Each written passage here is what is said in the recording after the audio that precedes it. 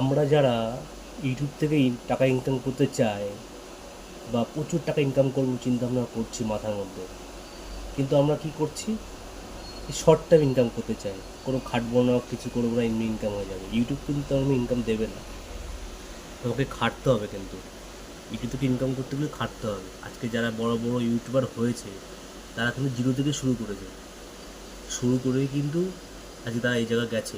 তারা এমনি এমনি পায়নি জায়গাটা, খাটতে হয়েছে, প্রচুর পরিমাণে স্ট্রাগল করতে হয়েছে। আজকে আমিও শুরু করলাম, তাদের দেখা দেখে আমিও শুরু করলাম, দেখি ইউটিউব থেকে কিছু করতে পারি কি না। আমার চিন্তা হয় না যে আজকে ইউটিউব চ্যানেল খুললাম কালকে বড় হবো, তা না, আমাকে খাটতে হবে। আমি নিজেও বলছি মানে আমাকে খাটতে হবে, আমাকে সেই জায়গা তৈরি করতে হবে।